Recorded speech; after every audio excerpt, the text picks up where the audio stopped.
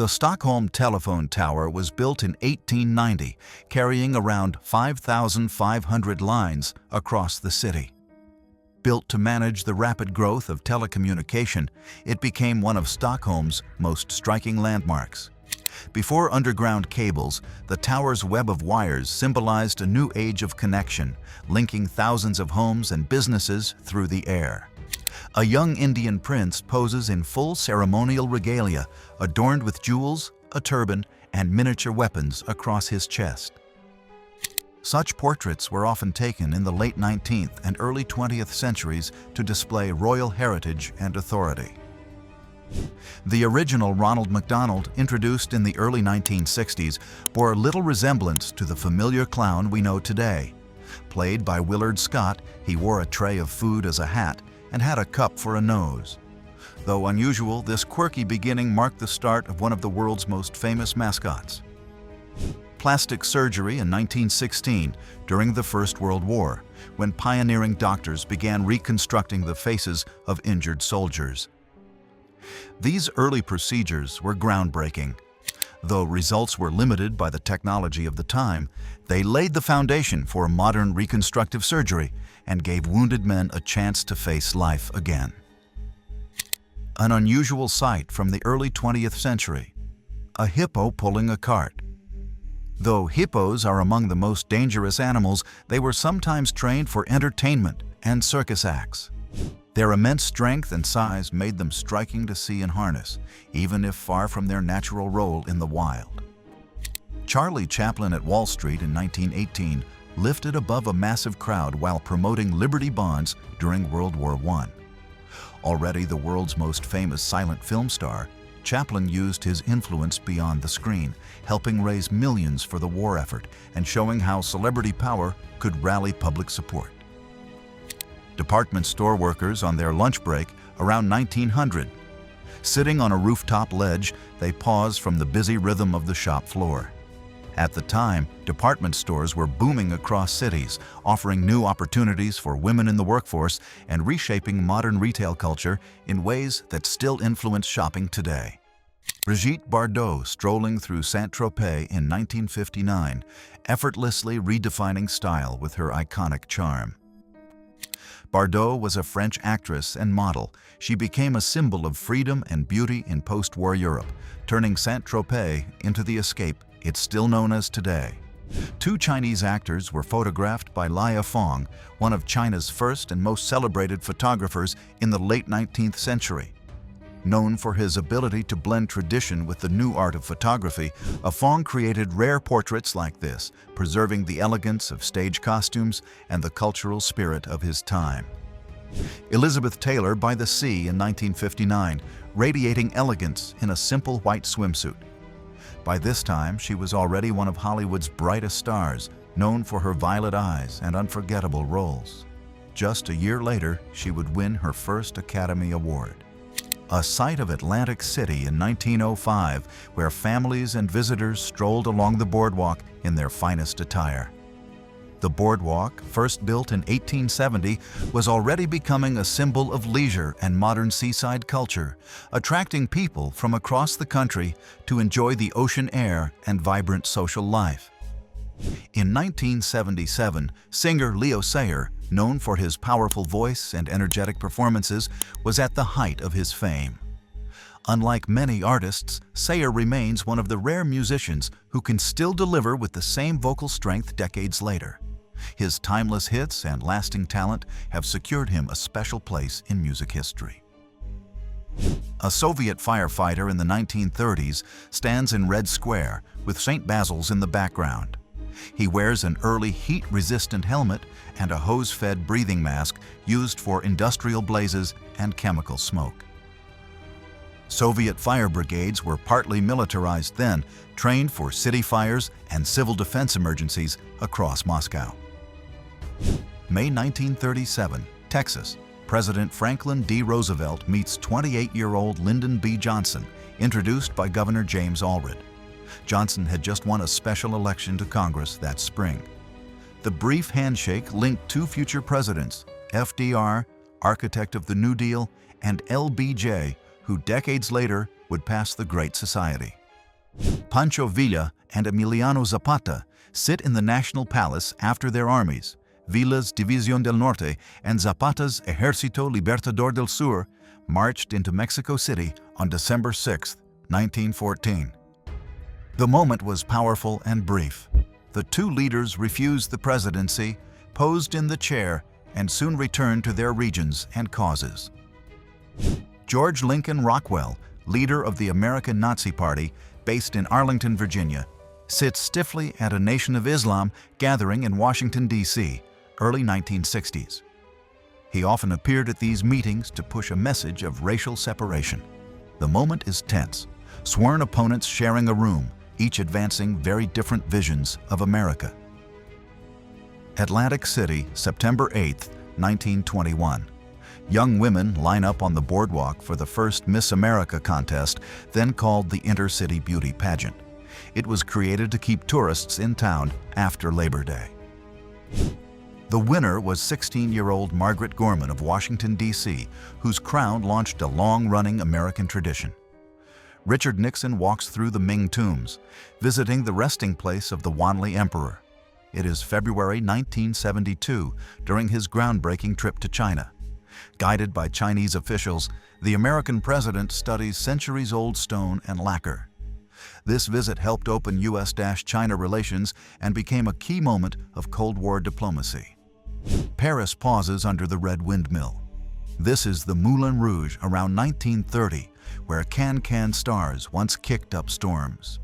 Opened in 1889, it survived a disastrous fire in 1915 and was rebuilt by 1921. In the interwar years, it mixed reviews with cinema, drawing locals and travelers to Montmartre nights. Endurance leans like a frozen skeleton trapped in the Weddell Sea in 1915. Ernest Shackleton's ship would be crushed months later, yet every crewman survived. They camped on drifting ice, then sailed open boats to Elephant Island and South Georgia. Photographer Frank Hurley hauled glass plates, giving us this stark proof of courage.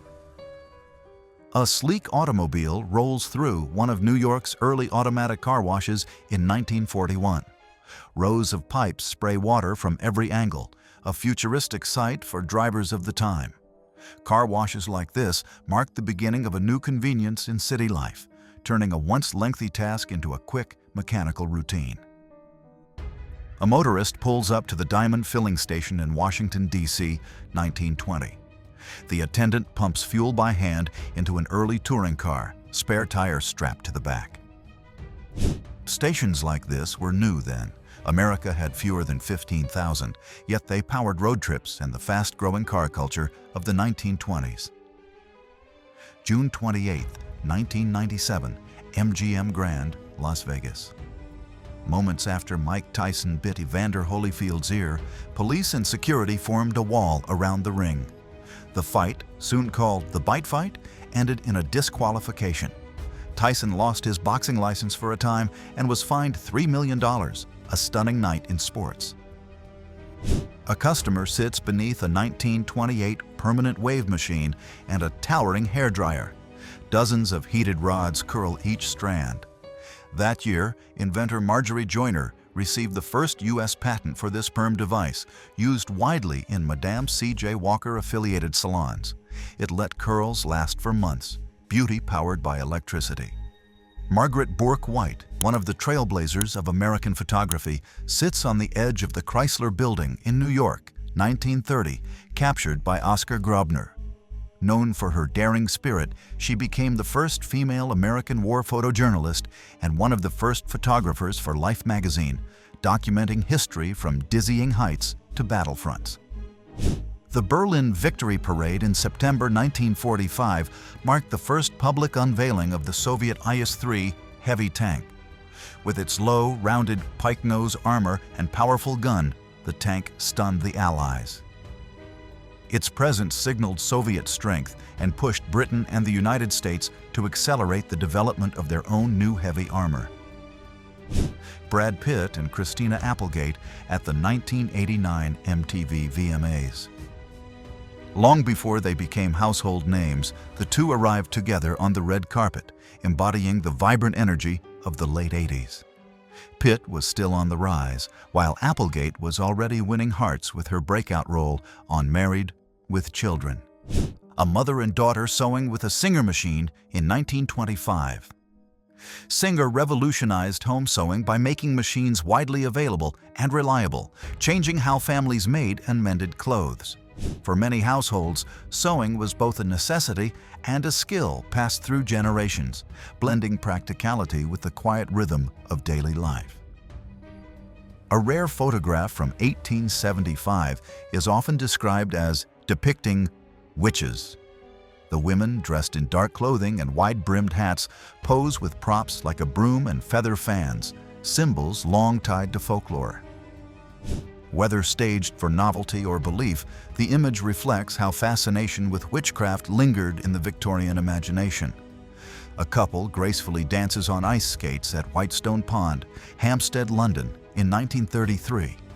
The pond, a popular winter gathering spot, often froze solid enough for skating, drawing locals to enjoy the season. This photo captures the mix of elegance and joy that made outdoor skating a cherished tradition in London's colder months. California in the 1970s was the golden age of skating, where rollerbladers and skateboarders turned boardwalks into playgrounds. The culture blended style, music, and sport, making places like Venice Beach iconic. Skating was more than recreation, it was self-expression, capturing the carefree energy of a generation chasing freedom under the sun. A Polish resistance couple during their wedding in the midst of the Warsaw Uprising, August 1944. Surrounded by war and destruction, they chose to celebrate love and unity. Many fighters of the uprising were young, risking everything for freedom, and moments like this showed resilience and humanity even in the darkest times. Women boxing on a rooftop in 1938, surrounded by friends who watch and cheer. During this era, women's boxing was gaining attention, though still considered unconventional. Images like this capture both the playful spirit and the breaking of social norms, as women embraced strength, competition, and new roles in public life. A mother homeschooling her children in Transylvania, Louisiana, 1937. In rural America, access to formal education was often limited, especially for Black families during the segregation era. Many parents took it upon themselves to teach at home, turning kitchens and living rooms into classrooms, ensuring their children had the chance to learn and dream.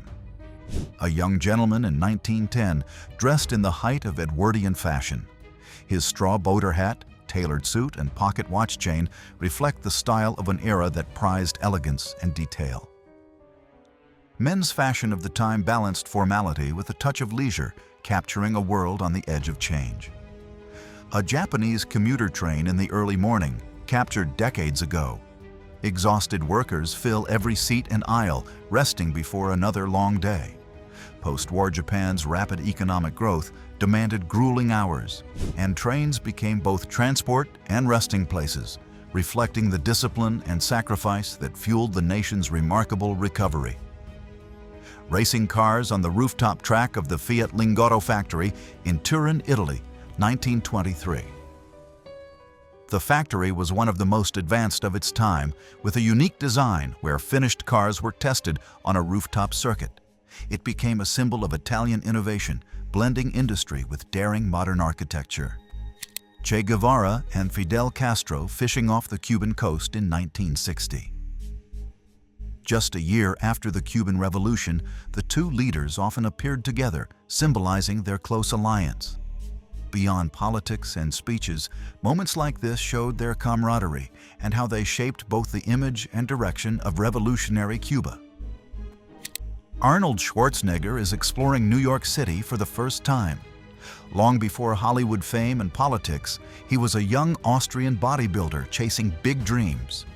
Captured with a camera in hand and wonder in his eyes, this moment reflects the start of a journey that would make him one of the world's most recognizable figures. Theodore Roosevelt's diary entry on February 14, 1884, was on the day his wife Alice and his mother both died. Marked with a large X, he wrote, "The light has gone out of my life." The tragedy left a deep scar, shaping Roosevelt's character and future path in profound and lasting ways. Franz Xaver Freiherr von Vera, a German flying ace during World War II, pictured with his unusual companion, a pet lion cub named Simba. Known for his daring escapes as a prisoner of war, von Vera was the only captured Luftwaffe pilot to successfully return to Germany, making his story as unique as his choice of pet. A mailman with his motorcycle in 1915, a time when motorbikes were transforming postal delivery. Before cars became common, motorcycles allowed carriers to cover greater distances quickly, replacing horse-drawn methods. This image reflects both the dedication of postal workers and the early embrace of technology that sped up communication in the modern age. Louise Brooks in the 1920s, a defining icon of the Jazz Age. Known for her sharp bob haircut and striking screen presence, she rose to fame as a silent film star. Brooks became a symbol of the flapper era, embodying independence and modernity, and her influence on fashion and cinema continues to endure. In 1946, airline uniforms reflected a new post-World War II style, with the reintroduction of nylon stockings. Seen here are Trans-Canada Airlines flight attendants posing proudly in their updated uniforms. Nylon, once rationed during the war, returned as a symbol of modern fashion and practicality, reshaping women's wardrobes across the aviation industry and beyond. The Los Angeles Public Library's Bookmobile for the Sick in 1928. Staff pushed carts of books through hospitals, bringing literature to patients confined to their beds. This service reflected the growing belief in reading as both education and comfort, making libraries not just centers of knowledge, but also sources of healing and hope. Two women leave a London polling station in 1929, ballots in hand. This was Britain's first general election where women voted on equal terms with men after the 1928 Equal Franchise Act. Newspapers called it the flapper election. Fashion met politics that day as young voters helped shape a new era of democratic life. Claude Monet in his Giverny studio, 1923, painting his vast water lilies panels. Photo by Henri Manuel. Near this time, Monet underwent cataract surgery, which changed how he saw color and light. He envisioned these works as an endless garden view, later installed as immersive murals in Paris's Musée de l'Orangerie. A tiny car zips along Boulevard Saint-Germain, Paris, 1950. Photo by Maurice Zalewski. Post-war France saw many microcars and homemade vehicles as fuel and money were scarce. This left-bank street was also a cultural center, near cafes where Sartre and de Beauvoir debated ideas, so everyday scenes like this carried the spirit of a city rebuilding. Laundry day with a new wringer washer, early 20th century. Machines like this Maytag replaced hand-scrubbing tubs and saved hours of work. Maytag's first washers appeared in 1907, with electric models by 1911. Rinder washers ruled kitchens and porches for decades until automatic washers in the 1950s finally took over. A young artist in Montmartre, 1946, sketching the view toward Sacré-Cœur. Paris was emerging from war, and the hill streets again filled with painters and music. The Basilica, finished in 1914 and consecrated in 1919, rises above as a symbol of endurance, while a new generation rebuilds life and art. 20-year-old Dolly Parton in 1966, early in her career before she became a country music legend. This was the year she released her first single, Dumb Blonde, which hinted at her sharp wit and talent.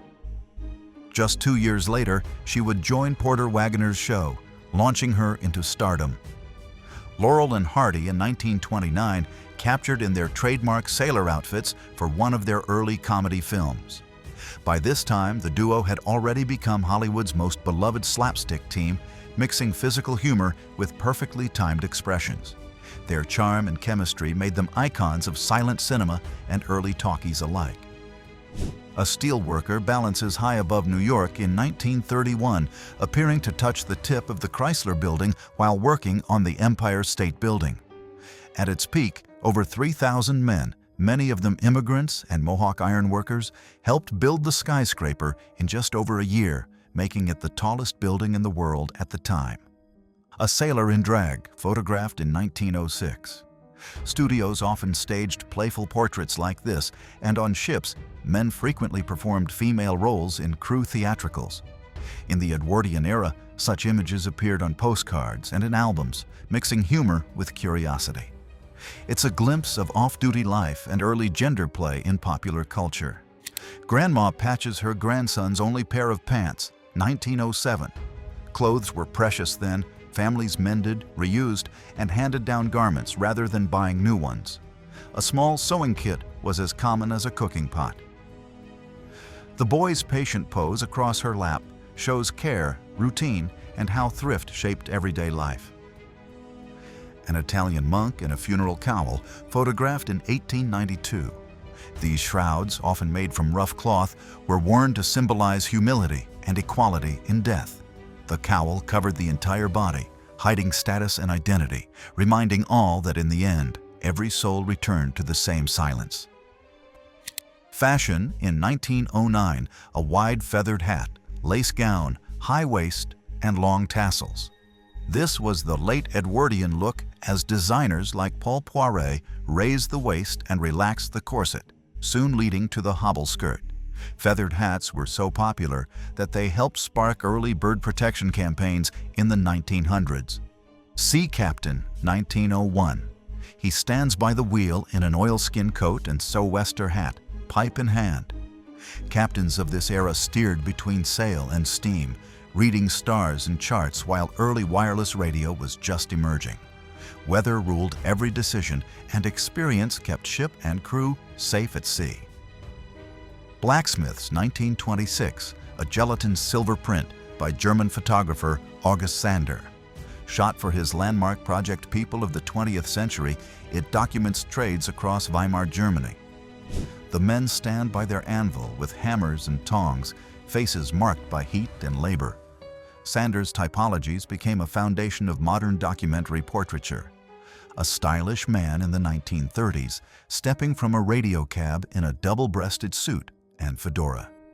Wide lapels, cuffed trousers, and polished shoes defined the decade's look. Even during the Depression, men followed Hollywood's lead, favoring sharp tailoring and strong shoulders, a clean, confident style that still shapes menswear today.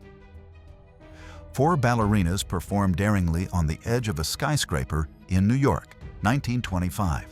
With the city skyline behind them, they balanced in full costume, smiling as if it were a stage. Publicity stunts like this were common in the Jazz Age, blending art, thrill, and spectacle to capture attention. Rudolph Eickemeyer Jr.'s 1902 portrait of Evelyn Nesbit. Draped in a kimono on a polar bear rug, she was one of America's first celebrity models and a famed Gibson girl. Just a few years later, Nesbit would be at the center of the 1906 Stanford White murder scandal, sealing her place in pop culture history. Robert Benoit in his Delage 1500, 1927. That year, he dominated Grand Prix racing, winning 4 major races and the European Championship for Delage's 15S8 car. A hero beyond the track, Benoit later joined the French resistance during the World War II and worked with the SOE. He was captured and executed in 1944. British and German soldiers paused the fighting for a football match in no man's land, Christmas 1914. During the unofficial Christmas truce, enemies swapped gifts, sang carols, and buried their dead. The brief peace spread along parts of the Western Front, a rare moment of shared humanity amid the first winter of World War I. Young men hanging out in the U.S., 1940s. They lean against a storefront, sipping sodas and eating lunch, their clothes reflecting the casual style of the decade. Sweaters, collared shirts, and rolled sleeves. Coca-Cola ads in the background show how youth culture and brand identity were already shaping American life during this era. Lillian Tashman and Gladys Feldman in 1919. Tashman, who later became a Hollywood actress known for her wit and style, was then starting her career on stage. Feldman, a fellow performer, shared the nightlife scene with her. Their bold fashion and confidence reflected the energy of post-war America stepping into the jazz age. Pam Grier in the 1970s, a decade that made her a star. Known as the Queen of Blaxploitation, she headlined films like Coffee and Foxy Brown, breaking barriers for black actresses in Hollywood. Her bold style, natural afro, and fearless roles turned her into a cultural icon and symbol of empowerment. A Day at the Office in the 1920s. Two women stand by their typewriters, holding papers with quiet confidence. This was a time when more women were entering clerical work, reshaping offices once dominated by men. Their presence reflects the growing independence and professional roles women claimed after World War I. Lieutenant John F. Kennedy in the South Pacific, 1943. He commanded patrol torpedo boat PT-109. When a Japanese destroyer sliced it in two, Kennedy guided the survivors to shore, towing a wounded sailor by a life jacket strap clenched in his teeth. For this rescue, he received the Navy and Marine Corps Medal. Young Stephen Hawking at his Oxford graduation in 1962. At just 20, he completed his degree in physics, already showing the brilliance that would shape his career. Though his health struggles soon began, this moment marked the start of his path toward becoming one of the most celebrated scientists of the 20th century. Myrna Loy in the 1920s, early in her career, before Hollywood crowned her the Queen of Sophistication. She began with silent films, often cast in exotic roles, but by the 1930s, she became a star of witty comedies like The Thin Man. Her elegance and intelligence made her one of cinema's most enduring icons. A baker in Italy, 1957, skillfully balances a massive tray of fresh bread on his head as he walks through a busy street. Scenes like this were common in post-war Italy, where tradition and daily life blended seamlessly. Bread was not only food, but also a symbol of community and resilience. Queensland's interstate women's tennis team, 1908. In long skirts and broad hats, they pose with wooden rackets from the early lawn tennis era. Women's competition in Australia was expanding then, with interstate matches helping grow the sport. Just a few years earlier, in 1905, the Australasian Championships, precursor to today's Australian Open, had begun. Greta Garbo in Sweden, 1935. Already one of Hollywood's brightest stars, she returned home for a brief visit. Known for her mysterious aura and striking beauty, Garbo had become an international icon by then. Despite her fame, she remained deeply private, which only added to the fascination surrounding her life and career. Comics in the 1970s burst into the mainstream. Fans packed the first big conventions, and creators like Stan Lee helped turn Marvel heroes into pop culture. Stories grew bolder, tackling topics like politics, drug abuse, and identity. While new icons such as Wolverine and Spider-Woman joined Spider-Man, Captain America, and the Hulk. A veteran of the Red Army confronts an anti-communist protester in Moscow, 1990. The Soviet Union was in its final days, and the streets were filled with tension between defenders of the old system and those demanding change. For many veterans, the red flag symbolized sacrifice and victory, making these clashes deeply personal. In 1958, Sir David Attenborough entertained young Prince Charles and Princess Anne with a cockatoo named Cocky. Attenborough, then at the start of his television career, was already bringing the natural world closer to people. This charming moment shows the future broadcaster's gift for sparking curiosity and wonder in every generation.